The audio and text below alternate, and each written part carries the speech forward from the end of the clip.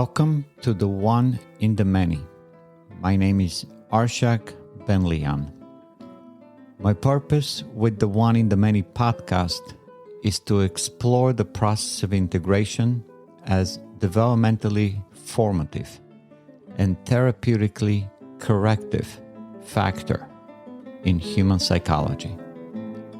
The One in the Many is the study of how conscious life differentiates identity, integrates relation, regulates itself under constraint, and sustains direction through time. Subscribe to the One in the Many podcast and connect with me by writing to abenlian@oneinthemany.net.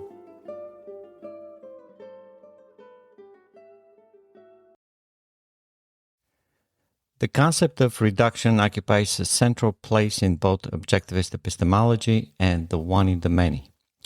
Yet the two frameworks employ the concept to answer different questions. Because the same word is used in both systems, it is easy to assume they describe the same cognitive operation. They do not. They describe two complementary functions of reduction operating at different levels of cognition. In this recording, I would like to clarify my position from the perspective of the One in the Many understanding of reduction. The distinction is important because the One in the Many does not replace Ayn Rand's understanding of reduction. It presupposes it. Rand explains why knowledge remains objective. The One in the Many asks how objective knowledge becomes progressively more integrated throughout a lifetime of development. The former secures the validity of cognition. The latter explains its continual growth. The common ground between the two approaches is their recognition that genuine knowledge cannot become detached from reality. Every successful integration must remain connected to the conditions from which it emerged. Their difference lies in the purpose served by that return. In Introduction to Objectivist Epistemology, Ayn Rand presents reduction as an indispensable safeguard of conceptual consciousness. Human beings survive because they can integrate countless perceptual experiences into conceptual units. Every concept functions as an economy of thought, allowing an unlimited number of concrete instances to be retained and manipulated as a single cognitive unit. Without this capacity, abstract reasoning would become impossible. Yet the enormous power of abstraction carries a corresponding danger. A concept can become increasingly detached from the perceptual evidence that originally gave rise to it. When this occurs, words continue to exist while their objective reference gradually disappear. Concepts become, in Ayn Rand's formulation, floating abstractions, disconnected from the hierarchy of knowledge that once justified them. Reduction is Rand's solution to this problem. To reduce a concept is to retrace its conceptual ancestry. Beginning with a higher level abstraction, one asks, upon which lower level concepts does this depend? Which observations originally gave rise to those concepts? What perceptual evidence ultimately grounds the entire hierarchy? Reduction therefore performs an epistemological audit. It checks the scaffolding supporting a concept. Every conceptual level must remain traceable to the perceptual facts from which it was formed. If the hierarchy cannot be reconstructed, the concept has lost its objective foundation. Reduction simultaneously performs a second function. It creates cognitive economy. Thousands of individual observations become a single conceptual unit.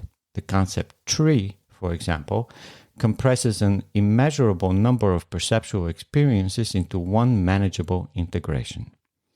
The resulting abstraction preserves essential similarities while omitting particular measurements. The mind therefore gains both economy and objectivity. Rand's reduction can thus be understood as serving two inseparable purposes. It validates conceptual knowledge and compresses conceptual content without sacrificing its connection to reality. The one in the many begins where Rand's analysis reaches its conclusion. Suppose the concept has been properly formed. Suppose it remains reducible to perceptual reality.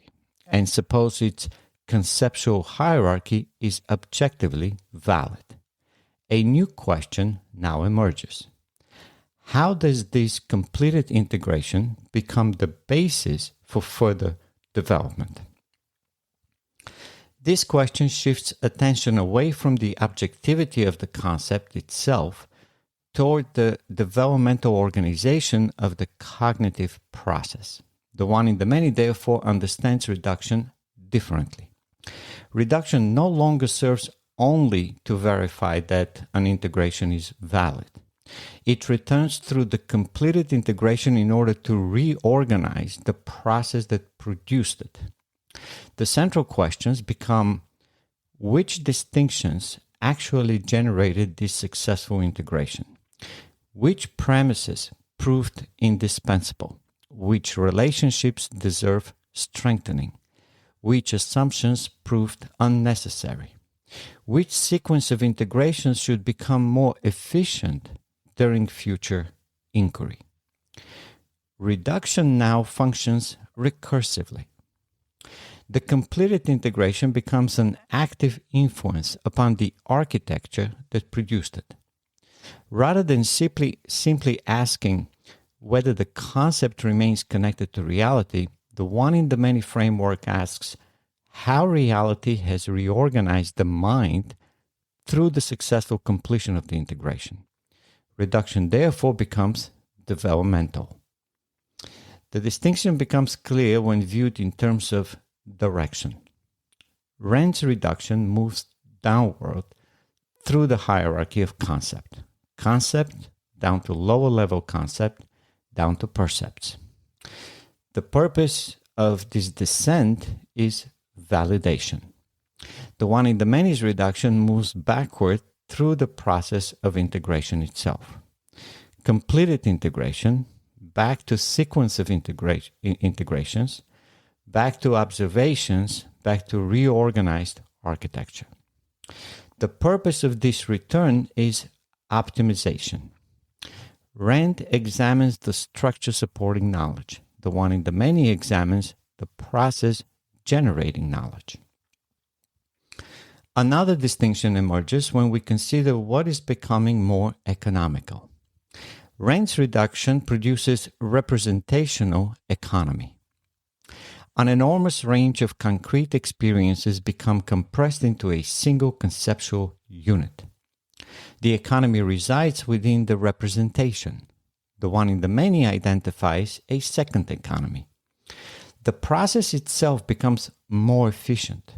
Each completed integration reorganizes the cognitive architecture that produced it, making subsequent integrations more discriminating, more stable, and less cognitively expensive. When a person first learns to drive, every action demands conscious attention. He must think separately about steering, the accelerator, the brake, the mirrors, lane position, speed, traffic lights, pedestrians, signs, other vehicles. The mind is overloaded because each element remains relatively independent. The cognitive architecture has not yet become integrated. After sufficient practice, these countless observations become organized into concepts and skills. The learner now possesses conceptual units such as merging, following distance, yielding, lane discipline, situational awareness. Each concept compresses hundreds of thousands of individual experiences. Instead of remembering every intersection separately, He possesses a conceptual understanding of intersections. This is representational economy. Knowledge has become compressed into usable units. But something even more remarkable happens. The driver is no longer merely carrying compressed knowledge. The process of driving itself has changed. He no longer consciously asks, where's the brake? Should I check the mirror? How much should I turn the wheel? The integrations themselves have reorganized the architecture of cognition. Attention has been liberated. What previously required nearly all available cognitive resources now occupies only a small portion. That liberated attention can now notice subtle movement of another driver, changing weather, unusual traffic flow, possible hazards hundreds of feet ahead, opportunities for smoother or safer driving. Notice what has happened. The person has not simply become more knowledgeable. The integrative process has become more efficient. Every completed integration has streamlined the architecture that performs future integrations. The driver now integrates a larger field while expending less effort. That is process economy. The same thing happens in science. A beginning physicist solving mechanics problems consciously recalls equations. He asks himself, which equation applies? Which variables matter? How do I isolate this unknown? An experienced physicist often recognizes the underlying structure almost immediately. Why? Not because he memorized more equations, because thousands of previous integrations have reorganized how he perceives the problem. He literally sees different relationships. The architecture of inquiry has changed. The economy now resides within the integrative process. Rand explains how concepts become economical. The one in the many explains how cognition becomes economical. This distinction can also be expressed through the different questions each framework asks. Rand asks, can this concept be reduced to perceptual reality? The one in the many asks, can this completed integration reorganize itself so that future integrations become more capable? The first concerns validity. The second concerns development. Both require reduction. They simply require it for different purposes. The distinction becomes especially illuminating when viewed through the physiology of the nervous system. During ordinary neuronal processing, thousands of synaptic inputs converge upon a neuron through its dendritic tree. These distributed inputs are integrated until the neuron reaches the threshold and generates an action potential. Many cortical neurons then exhibit a remarkable phenomenon. The completed action potential propagates backward into portions of the dendritic tree from which the integrating inputs originally arrived. Under appropriate physiological conditions, this backpropagating signal contributes to synaptic plasticity by strengthening or weakening the participating connections. The neuron is not determining whether its previous firing was true or false. It is reorganizing the architecture that produced the firing. The structural pattern resembles the one in the many's conception of reduction. The completed integration returns through the sequence that produced it. The purpose is no longer validation alone. The purpose is developmental refinement. The analogy should not be interpreted literally.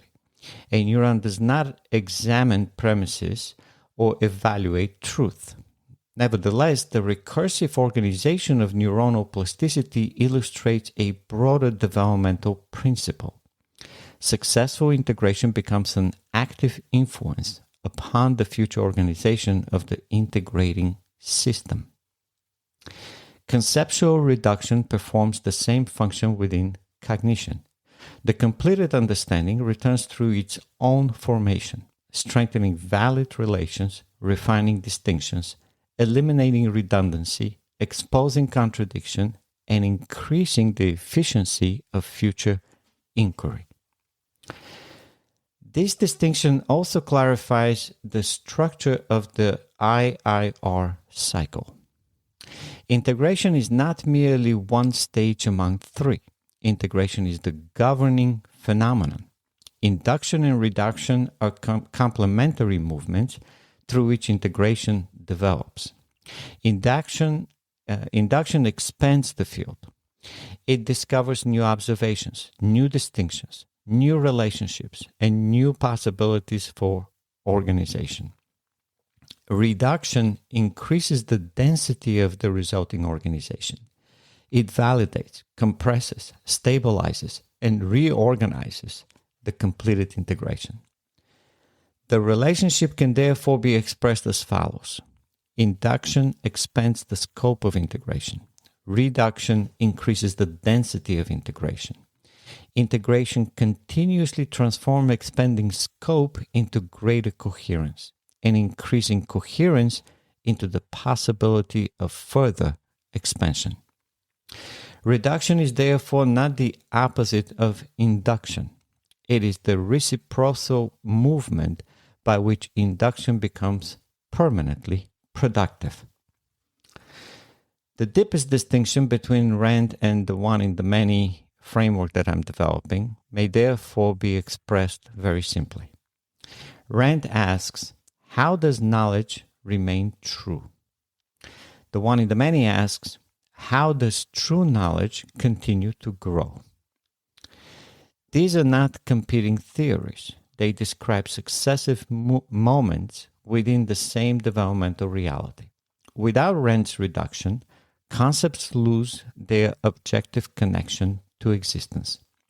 Without the one in the many's reduction, objectively valid concepts may still fail to reorganize the mind in ways that permit increasingly sophisticated integrations. One preserves truth, the other preserves development. Together they reveal reduction as both the guardian of knowledge and the engine of its continual renewal. The history of human thought repeatedly demonstrates both functions. Every major intellectual advance begins by integrating a wider field of observations. It then reduces that integration to its essential principles, validating its foundations while simultaneously reorganizing the conceptual architecture through which future discoveries become possible. Reduction therefore possesses two complementary phases. From the perspective of Ayn Rand, reduction safeguards the objective integrity of conceptual knowledge. From the perspective of the one in the many, reduction transforms completed integrations into developmental instruments capable of generating the next cycle of induction, integration, and growth. The first asks whether an integration deserves to exist. The second asks how that integration can become the cause of a more profound integration yet to come. Taken together, they reveal reduction not as a movement backward, but as the indispensable return through which knowledge secures both its foundation and its future.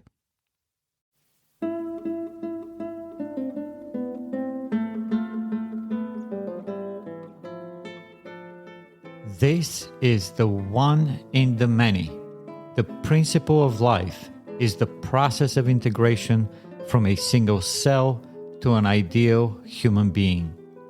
The story of life unfolds through integration, from a single percept to a library of knowledge. Through virtue, reason, honesty, independence, selfishness, productivity.